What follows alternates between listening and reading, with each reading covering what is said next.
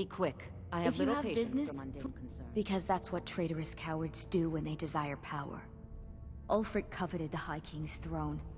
He thought he deserved it more than Torrig. And so he came before my husband and he shouted with that terrible voice, like something out of a legend or a nightmare.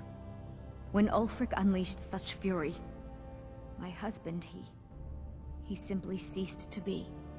That is all I will say, for it grieves me to speak of it. Not yet, no. Although it is true my husband Torrig was the High King, and I am his widow. Now is not the time to lay claim to such a title. This land is riven by war, and her people suffer for it. The Stormcloaks are a blight on Skyrim, and like any blight, must be purged. Only then will I take my rightful place as High Queen.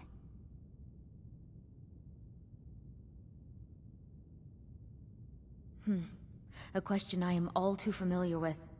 One my very Thanes ask often. They worry that Tullius is so focused on the war that he risks forgetting what's best for our people. The real irony is that, while General Tullius is certainly no Nord, the people of Skyrim would be lost without him. Trust is always difficult, especially for my people. Yet we must trust in Tullius's leadership. For what other choice do we have? Oh, I thought that matter was handled. I think Falk is taking care of that. Be well. Pray for solitude. Do you have business with the court? You mean the Dragon Bridge issue?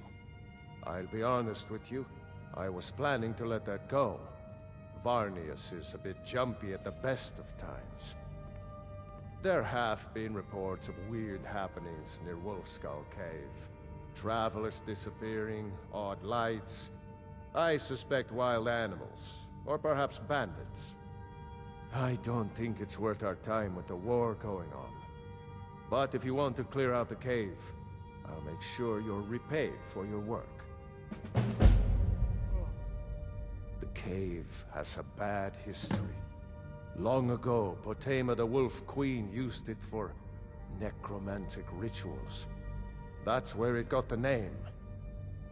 That was over 500 years ago. Nothing much down there now, but everyone's always convinced the cave is haunted.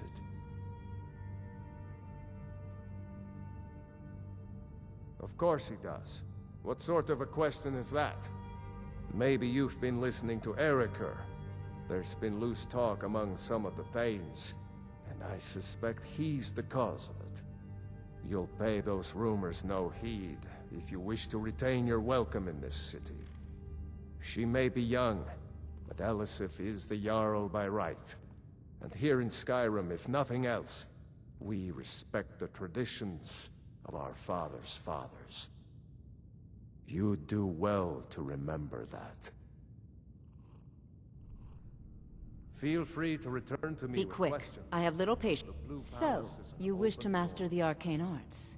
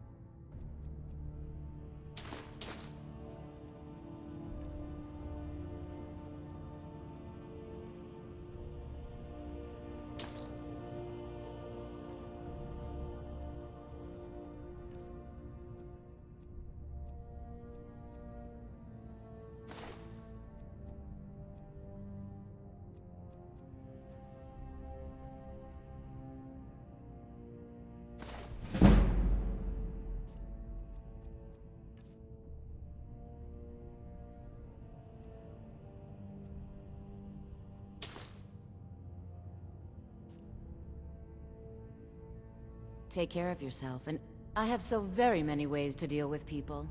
Very few of them pleasant. Stay guarded. You never know what could be out there.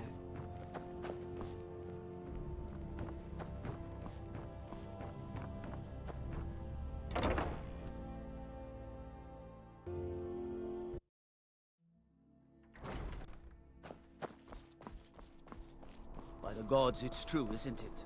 A dragon has attacked Whiterun. How could mere men bring down such a beast?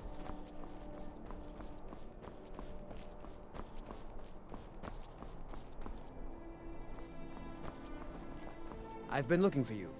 Got something I'm supposed to deliver. Your hands only. Let's see here. Ah, a letter from the Jarl. Moving up in the world, eh? Looks like that's it. Got to go.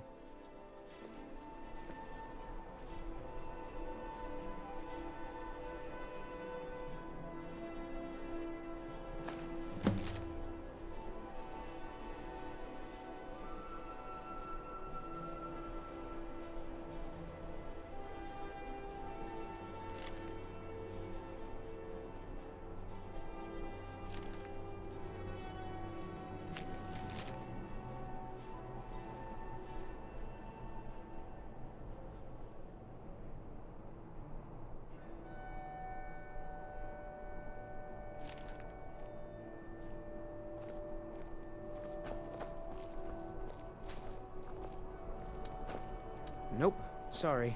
Nothing.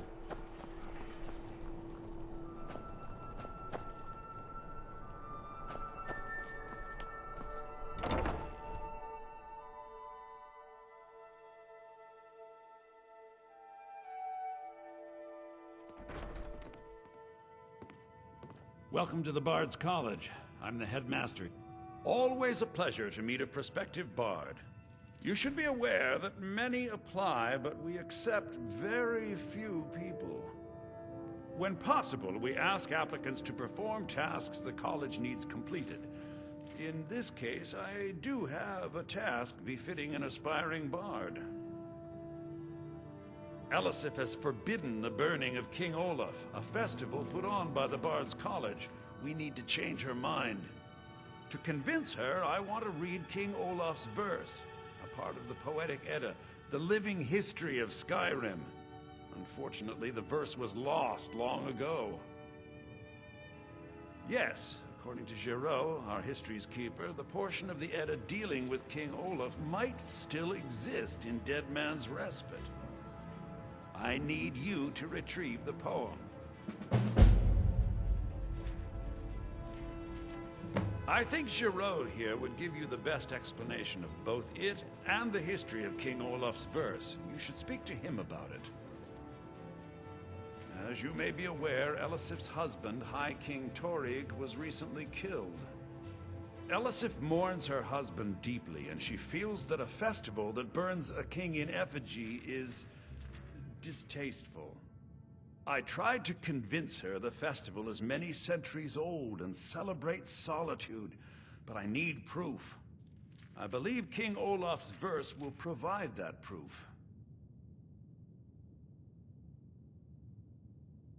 Not much, to be honest. Their return was a shock to us all.